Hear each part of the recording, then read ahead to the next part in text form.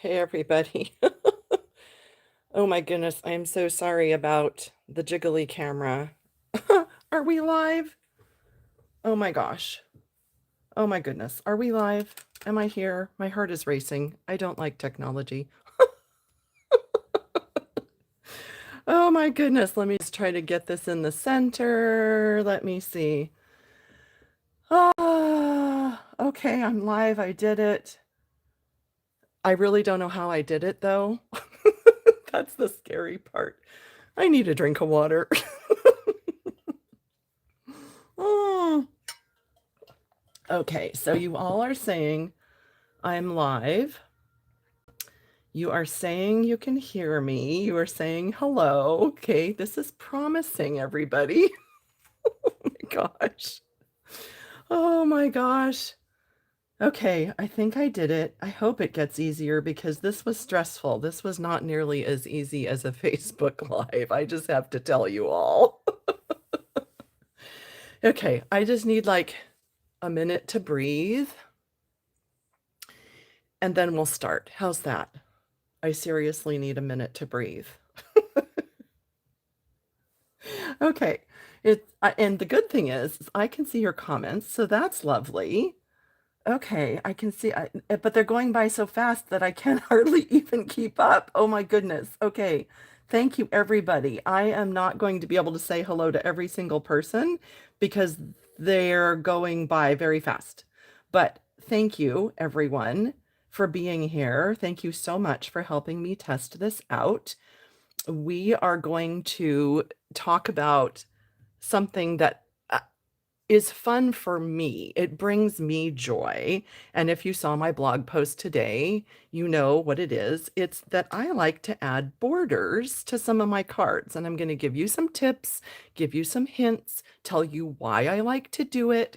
And we're just, as you know, we're just also trying to go ahead and test out YouTube Live.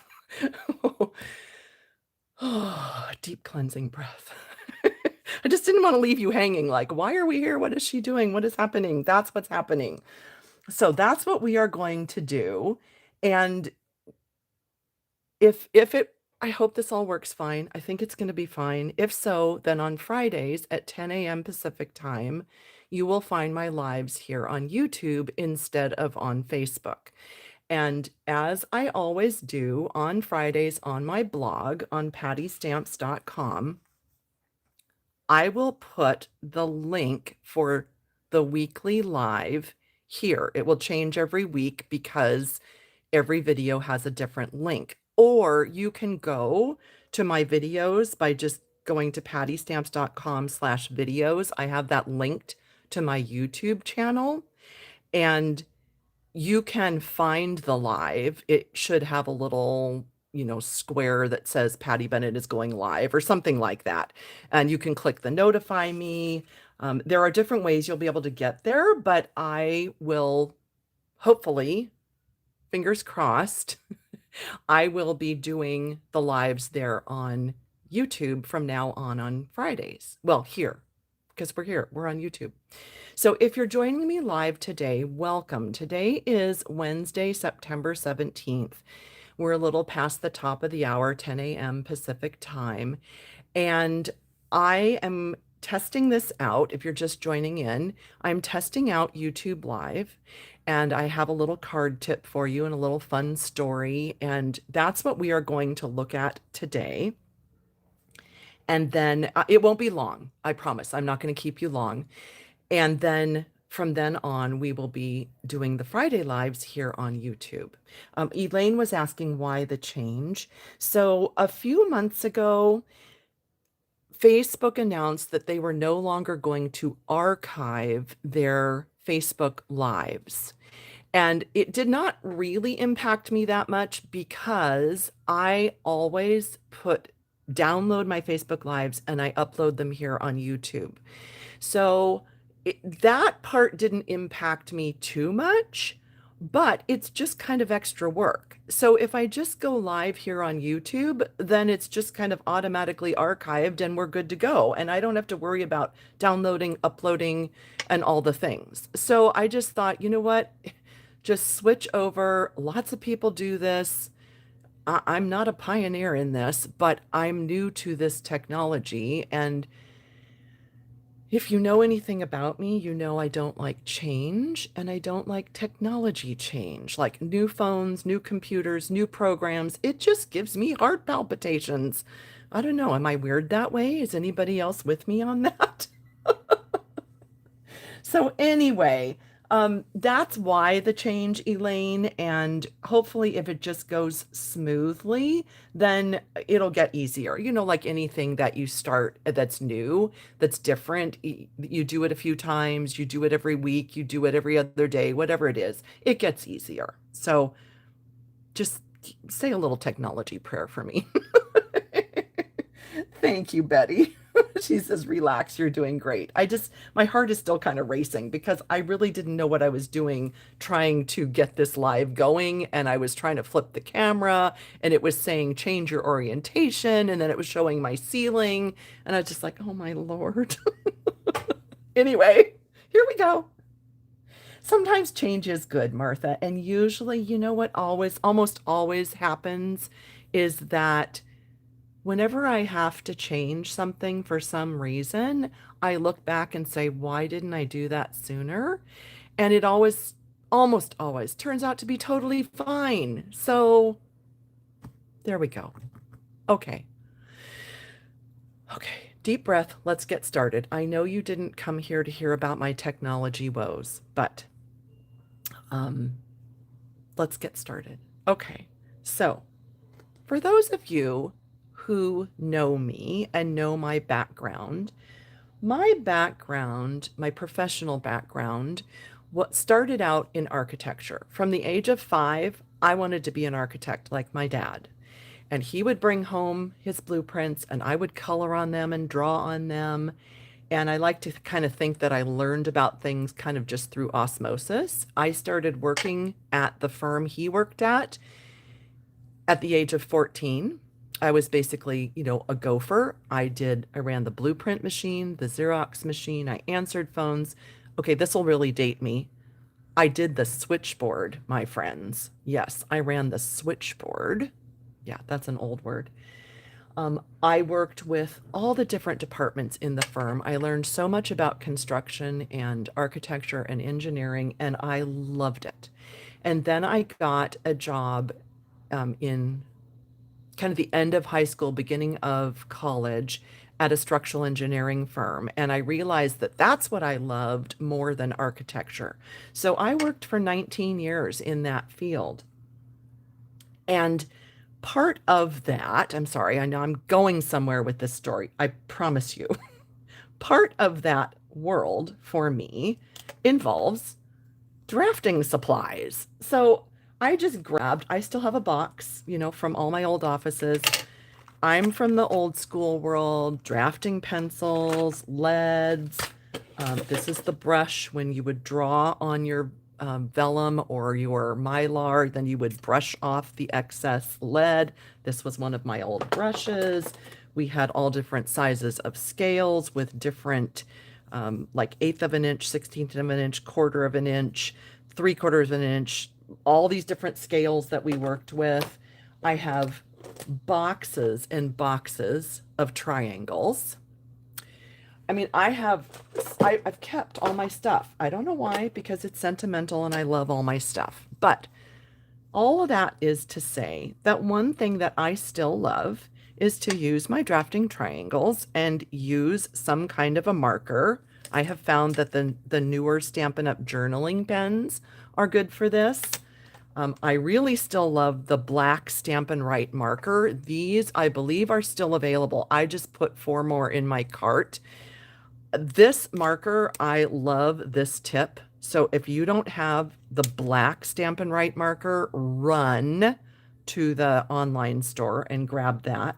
You can also use the bullet point of any of our Stampin' Blends markers. And you might even just have other markers that you love. Just experiment with what you have at home. But one thing that I find super helpful when I am using ink, because this is ink versus a pencil, okay? So ink that's wet. and I really don't even know how to show this to you. I don't know if you can see the edge. I think maybe you can. Do you see that the edge of this triangle actually has a little bevel on each side? So this is what is called an inking triangle. The purpose is that if you just have, like for instance, okay, this one does not. I'm trying to get it to focus right in the middle. So this one is just like this flat piece of plastic, right? There's no bevel there. So if you put this edge down on paper and you use your ink, any kind of ink, and you draw a line, it can get sucked under the plastic. Or if you move this, like if you scoot this down on the page, it can suck that ink. So an inking triangle is really important, and that's why it has this little beveled edge. And so I have had these drafting triangles or inking triangles, whatever you want to call it, in my Amazon store for quite a while, and they come in tons of sizes. Like here's just 3 different sizes, for instance. I like my smaller one when I'm just drawing on like a regular size card, but then you need a little bit larger one if you're working on a larger card, or you need an even larger one if you're working on a 12 by 12, like a scrapbook page or a collage or anything like that. So it really doesn't hurt to have a variety. If that's not in your budget, I would just go with, like, I think this is a 12. I think they call this a 12-inch one. I would just go with something like 12 or 14 inches, but I really like smaller ones too because they're easier to handle. So it's up to you, but I do have them linked in my Amazon store. I do have one of them linked in the description of this video, but pay attention to the size. If you want something smaller or larger, then you might want to change that option when you go to shop. So just don't want you to be disappointed on that. Ah, so Betty says her husband was an engineer and she has lots of his equipment. Yep. And I should say, like, back, okay, I'm dating myself, but when I started this in the or actually early 70s, 1972 was the first class I took at school for drafting. That's all what we call hand drafting. So you have your pencils. This is a example of a drafting pencil, and you click it and the lead comes out there. This is a 0.3. It's very fine. You have different widths. So this is hand drafting. And then in the like late-ish 80s, AutoCAD came around and people started learning that and doing drafting on the computer. My husband and I took classes. He hired me in 1984 in the drafting department of a structural engineering firm. And we took classes in AutoCAD. And I remember saying, this is fly. Nobody's ever going to do this. Why would anybody do this on a computer? This is just silly. Well, yeah, proved me wrong. But anyway, I know this is a really long story and I'm sorry. Sorry, but you know me, I love the roadmap, right? I love the story. So anyway, oh, what was there something? Yes, Robin, I can see you typing in the chat. Yes, I can see it. Sorry, what was I saying? I don't know where I was. So let's move on. So let me just show you a couple of tips when you are drawing a border. You can see here, this is a cute little square card that I did, a year-ish or more ago. And this is kind of a fun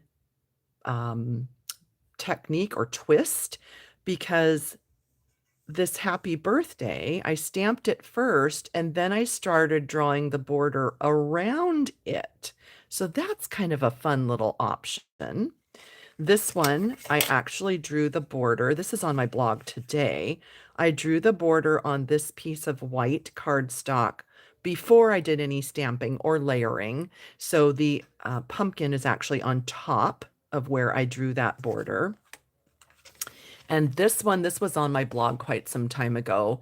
You might remember it from one of my lives, but I just drew right on the designer paper all the way around that rectangle and then layered those cone flowers, pardon me, I have a little frog, on top of there. So different ways you can approach this. And I want to give you just a couple of tips here. So if you have something like this perennial postage die cut and you want to draw a border, one thing that I suggest, and we'll do a border first with the Stampin' Up! Journaling pen. And sorry, I do have to kind of pull this down. Oh, I'm trying to block those reflections. I have to pull it down a little bit closer to me so that I can see, but I think you can still see. So what I do is I always put the paper and the triangle in this orientation so that the triangle is holding down the paper. So what I mean is, instead of trying to draw your border like this, where I've barely trapped any of that paper under there and it's probably going to move, I like to draw it this way. So I'm going to put it so that most of the triangle is on top of the paper, and I just eyeball this, totally eyeball this, and I'll put my pen down and I kind of twirl the pen in my hand. So I'm twirling it like this as I pull. And that's just a drafting technique. That's how you keep your lead sharp all the way around, is you twirl it. So I'm just used to it. And if you feel like you need to go over it a second time, if you don't think it was dark enough or wide enough or whatever, you can go over a second time, but don't push backwards. That will just ruin the tip. You can see I'm already inky over here from cleaning up my triangles. So then I'm going to turn it and I'm going to put my my pen down at that point where I stopped and just go on to the next corner and then go to that next corner and that next corner. And this might take a little bit of practice if you have never done this before and you're not quite sure where to stop and start. It's just a matter, I call it eyeballing it. My husband calls it EBing it because, you know, EB, eyeball, but it's also his initials. So if you EB it or you eyeball it, he's probably going to come in here. He's probably like, what is she talking about? If you just eyeball it, you'll get used to the amount of like how far in do you need to come or where do you start or whatever. And you might just want to cut a few scraps and just play with that and just get used to that feeling of it. Now, something I want to just show you before we move on. There is ink now, a little bit of ink on that edge. And so what I suggest is when you're done with your project for the day, grab one of these little alcohol wipes, or if you want to just put alcohol on a cotton swab or whatever, and just clean it off. And you'll see that you have some residue and whatnot on your little felt or alcohol pad, whatever you want to call it, and keep the surface clean as well. Just like you would with your clear blocks and your trimmer, you want to make sure that your surface is clean so that you're not getting anything onto your paper.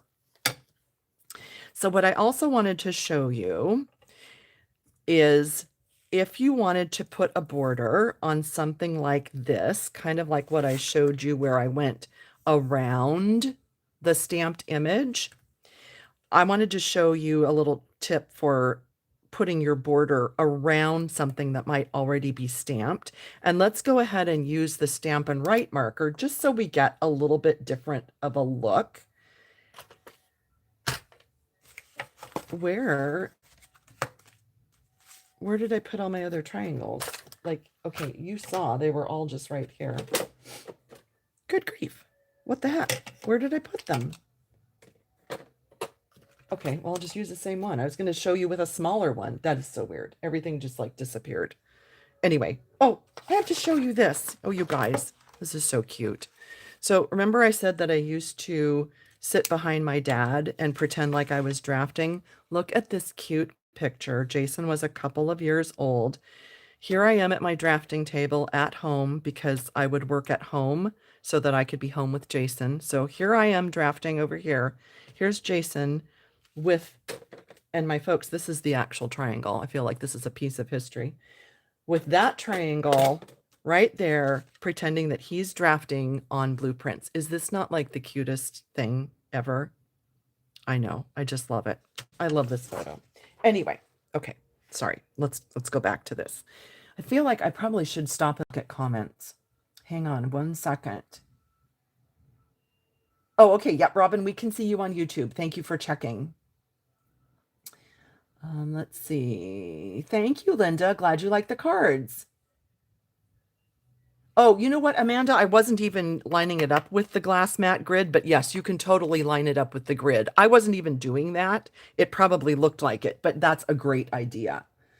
Okay, I'm glad you like the tips, Martha. Perfect. Oh, I know. Isn't that picture the best, Debbie? It is so cute. By the way, Debbie, you know what? I got your email and I just realized I never replied to that. I am so sorry. I wasn't ignoring it. I was just in the middle of a bunch of, life. I'm so sorry about that. Jason, hey, hi. Not my son Jason, but my Stampin' buddy Jason. How are you? My goodness, so good to see you. If you're just tuning in, Jason, I'm testing out YouTube Live. So that's what this is about. Okay, so what we're going to do on this one. Sorry, I just heard the garbage truck and it like scared me for a second because I forgot it was garbage day. Anyway, so we're going to go ahead and draw the top line there because that's not interrupted by anything. But now when we turn this and we need to, well, we don't need to. You could draw the line right on top of that, but I don't want to. So I'm just going to draw up until that petal. I'm going to stop. I'm going to put a little bit right there. And then I'm going to go down to there. And I think that's going to look super cool when this is done. So then, and Bruno, I don't know if you're still here, but I know you're in the architectural world. So Bruno can probably relate to a lot of what I'm saying.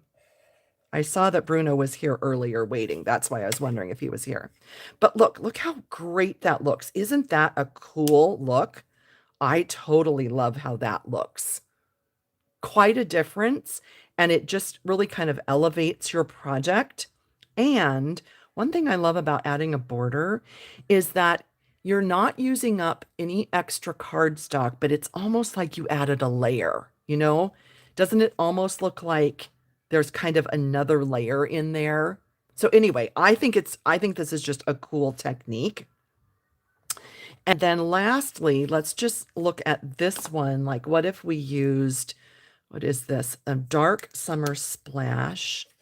Let me just make sure this doesn't have ink on it. No, we're good. Okay, so on something like this, what I would kind of look at is kind of lining up in that scallop. And let's see what this looks like. If we maybe wanted to add a colored border, I do like I said, the bullet tip of the Stampin' Blends. That seems to be really fun for a little bit thicker of a line.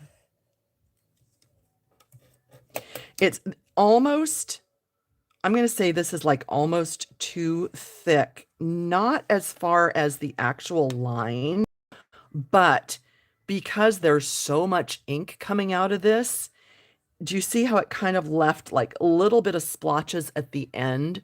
So you can't, let's say maybe linger is a good word. You can't like linger as you do this because the paper is just pulling the ink right out of this tip. But it's a different look. So there we have a thicker border. We have the skinniest border with the the Stampin' Up! Journaling pen, and we have kind of an in-between with the Stampin' Right marker. So again, just, play with what you have, or of course you can purchase these if you don't have these markers, the journaling pens or the black Stampin' Right. But this is on the last chance. So seriously, I have like 6 extras right now, and I'm going to just baby them until they all die because I love this point. I don't know, that to me, that's like the perfect thickness. I just love it. So, okay, well, that was kind of a lot of babbling just to draw a rectangle with you all. But thank you for helping me test this out. I'm going to hang out for a few minutes, see if you have questions. And if not, you can jump off. But I just appreciate you helping me to make sure that I, knew that I was, well, figured out what I could do on YouTube Live. And I just thought this was a nice, easy, quick technique. If you want to see more on this card, it's on my blog today, pattystamps.com. And this one, I don't know, like maybe 3 or 4 weeks ago, was the cone flowers. But you can search the word cone flower on my blog. Gosh, why was that hard? I don't know. I'm glad you like the tips. Would colored pencils work? Well, let me see. Let me grab one of my watercolor pencils, and let's just grab, so now for watercolor pencil, you would not have to have the inking triangle because it's not wet and it's not going to suck the ink, right? So let's see. Oh, see, well, what I should have done, I should have sharpened this. This is super, super uneven. You would want to start with this sharpened. I tried to like even it up and that did not work. You would need to make sure you have a really good point, like a drafting pencil. Sorry friends, that didn't turn out so great. But it's a good question. If you sharpen it, I think you can make it work. Yeah. Let's see, what else? Thanks, Cindy. Thanks, everybody. Oh, you're so sweet, Kathy. Thank you. Oh, good. I'm glad you like the live stream videos. Yeah, well, I do the live streams every Friday on Facebook. I mean, I've been doing that for like 6 years. But now I'm just going to switch to the live stream on YouTube. Yeah, Jason, Facebook has been really having issues. And like this past week, it was fine, but it's been stressful. I'm sorry, I must have missed an earlier question. I'm sorry about that. Sorry, I don't see it. Let's see. Oh, curious about the pumpkins. You said on your blog you did a second. Oh, yes. Okay. Do you know what? I can do that real quick, Susan. Let me grab the set and I'll show you what I did with that. Please hold.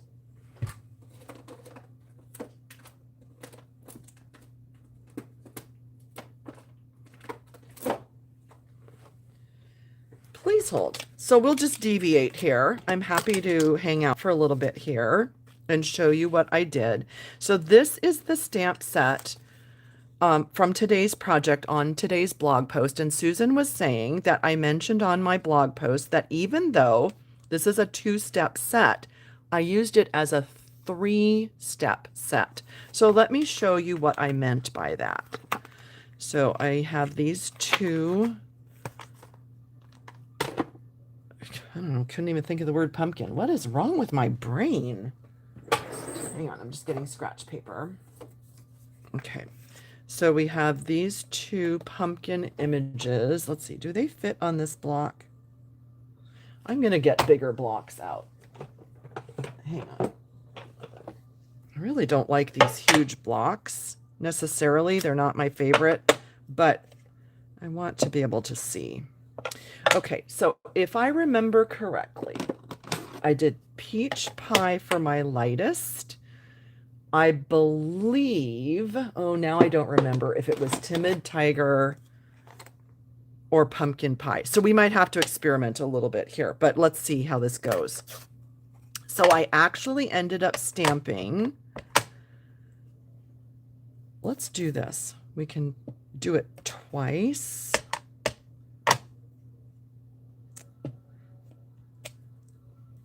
so we can experiment. I actually ended up stamping this detailed image twice. And I think I did Timid Tiger next. I don't know how well this is going to line up because I'm sitting and I really should be standing. Yep. Okay, so I did Timid Tiger next. Okay, I'll show you that because I want to show you the difference. And then, because Pumpkin Pie is a little darker and a little browner, I stamped, actually, I need to let this dry a minute because what I don't want to do is have all the ink just like mush together. So just want to make sure this is kind of dry. Then I stamped this another time to kind of make it like 3-step stamping, even though it's a 2-step set. And I know I didn't get that lined up perfectly. It's because I'm sitting, back here and I'm not looking straight down. But that is the difference. So when I said that I kind of used it as a 3-step stamp, that's what I meant. If you just do the 2 images that are in the stamp set and you do 2 different shades, you're going to get a light and a dark. But if you do that detailed one a 3rd time in a darker color, you get that extra little amount of shading and shadowing. And what about this? I wonder, what if we even grabbed Cajun Craze?